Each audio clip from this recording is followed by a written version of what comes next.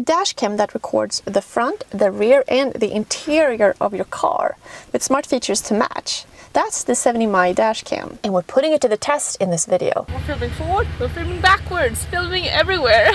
This system features 4K recordings, night owl vision, collision detection, and a huge external battery. We'll answer questions like, how easy is this to install? What is it like to use? And what can, you really expect from a system like this? Okay, I think having a dash cam recording while driving and, while parked is a great idea, because you just never know what's going to happen and when you might find yourself in a situation where you would like to have that footage available. And for this setup, we have the front and we have the rear, and we even have the interior of the cab. Audio recording is on. So one thing about this is you have internal recording, so we can have both visual and sound. And when I heard that, immediately I thought, okay, well, that would be great if you're doing like a ride share, if you're doing Uber driving, something like that. Another cool feature is the very large external battery that basically powers the system when in surveillance mode. So when the car is not on, but you still want to be able to park your car and have it record whatever is going on, surveillance, if something happens, then you don't actually have to hardwire the system into your car, using the internal battery. You use this external battery, which in turn gets powered when you're driving, completing the cycle. It's kind of cool. Okay, so this system actually has a lot of features. I'm going to try to cover most of them. But before that, let's get to unboxing. So I got 3 boxes here: the external battery, the front and the rear camera. Everything is very nicely packaged and comes with all the wires and everything you need to set the system up. So this is the external battery. It features enhanced battery protection to safeguard against temperature extremes. And this simply plugs into the cigarette lighter in the car and then into the camera to power it.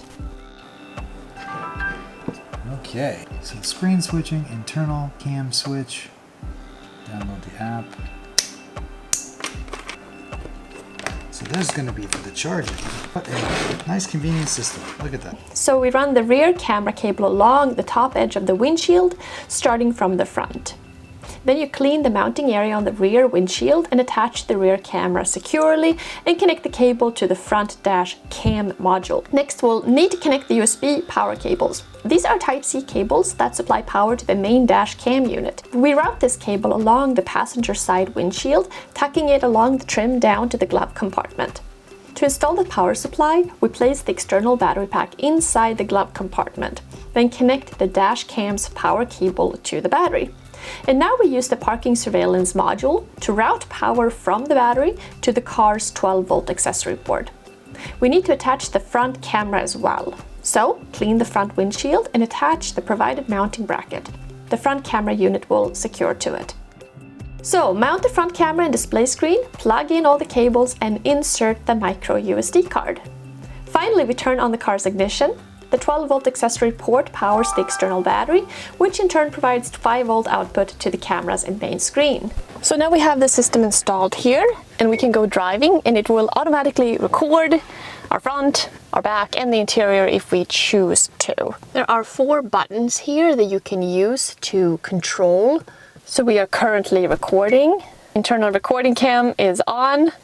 Audio recording is on. And here we have just a lot of system settings, surveillance. We can also go to the album and we can find our various... It's pretty easy to move through. We also have our time-lapse recording. And now, for example, I have all 3 viewing. I have the front, I have the back, and I have the interior. So as you can see, the image is quite decent. We have 4K towards the front and towards the back, and I think 1080p in the cab. There's also a night vision mode where once it's sensing like that there's no lights on in here, they have infrared lights that come on. So it's actually quite clear. So if you want to record things in the car at night when you're driving or when you're parked, it's very clear footage as well. The front and rear cameras use Sony Starvis 2 technologies, which provide higher quality footage. The system also supports HDR recordings across all 3 channels to capture highlight shadow details. This is nice if the lighting changes a lot, if you're going through a tunnel, if it's bad weather, that kind of thing. We also have night owl vision, which means that you can drive in the dark and it records it quite clearly. Okay, so what if you had an incident? There's a buffered emergency recording which captures a pre-collision buffer, the exact moment of impact, and 30 seconds of post-collision footage that's recorded separately in an emergency folder. So this footage won't get overwritten by regular loop recordings. Because otherwise your normal footage will record onto the SD card here. You can actually use a really large SD card. It supports up to 512 gigabytes of storage. We have a power button here, and this is the slot for the SD card. Obviously you can switch out the card if you want, but otherwise the footage will record over itself once it runs out of space in a continuous loop.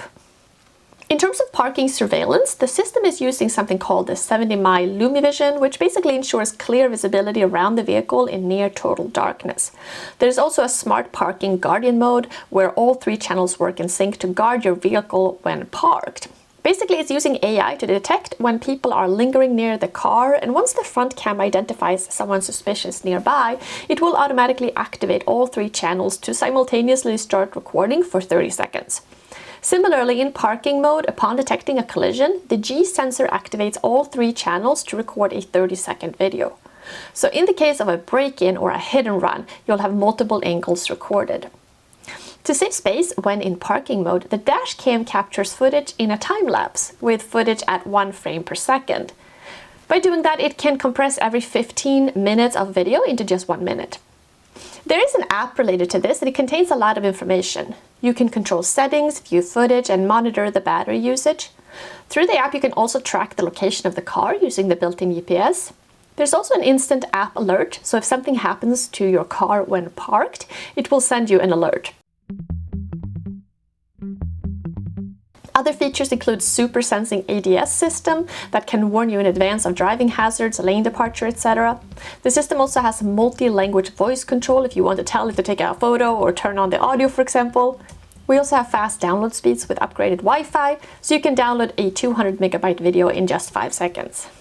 Now, you may be really interested in all the specific features, or you may not care that much. A lot of us just want something to work. And I think my favorite feature is just that there's a lot of angles and the footage is really good. For the most part, once you can install a system like this, it's just automatic. I mean, it will record, do its thing, and you'll kind of forget about it.